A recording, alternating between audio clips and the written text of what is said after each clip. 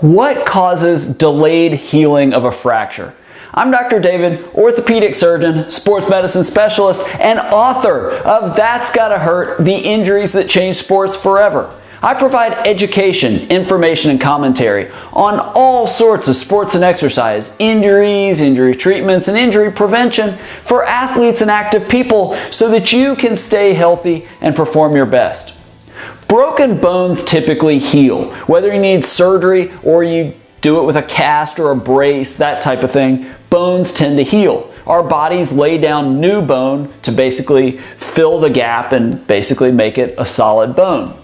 Now, sometimes the bone doesn't heal for whatever reason. Either surgery, if you had surgery and it still doesn't heal, or even if you didn't have surgery, you didn't need it, it can go on to not heal. It's not likely, but it happens. But are there risks that increase the chance that the bone is slow to heal, delayed healing? Well, we're going to talk about that in today's Ask Dr. Geyer video.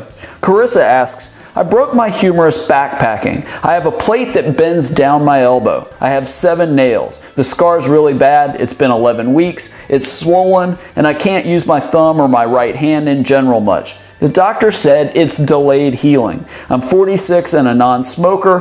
What causes delayed healing? Well, it's really important, and when we say delayed healing, we don't use that term at a specific point for every fracture. We don't get to 6 weeks and say, all right, longer than 6 weeks is delayed healing. Depends on the bone, it depends on a person's age. But generally after 3, 4, maybe 5, 6 months, you get past that, you start to worry that you're in that delayed healing phase. You get to a certain point and you get to what we call non-union, where it didn't heal at all. Now, what are the risks of a fracture healing slowly or delayed healing? Well, Carissa mentioned probably the most common one, and that's smoking and cigarette smoking. That is a tremendous risk factor for a bone and a fracture not healing. That would be the first. But there's maybe some medications. We think large doses for a long period of time of anti-inflammatory medications like ibuprofen or naproxen, that type of thing. That could do it. Maybe steroids, if you're on steroids for a medical condition, that could do it. Maybe some medical problems. Diabetes might increase your risk of certain fractures not healing.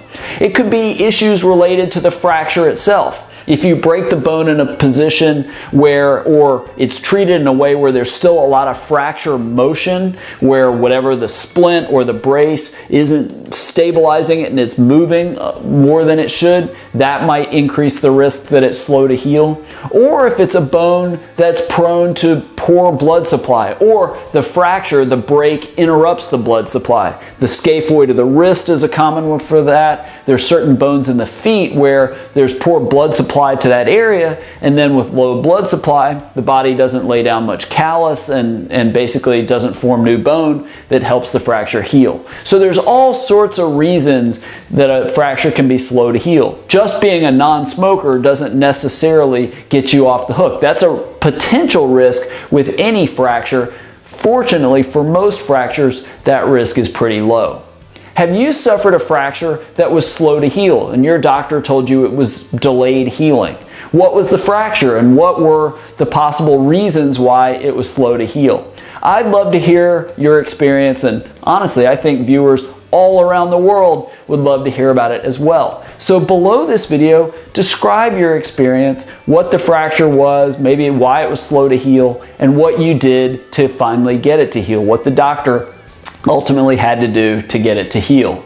Also, I would love to hear the biggest challenge you're facing with whatever your injury is. In the description below this video, there's a link where you can click on it and write all about the challenge you're facing with your injury. I'd love to hear it because I want to make sure that I can create content and courses and programs that best help you. And so if you leave that biggest injury challenge, I can help basically answer your questions, answer your problems in ways that are helpful to you. If you like videos like this and you want more information on sports and exercise injuries, injury treatments, and injury prevention, subscribe to my video channel. I record several of these videos every single week, so click the subscribe button in the upper right corner of the page and they'll get delivered directly to you.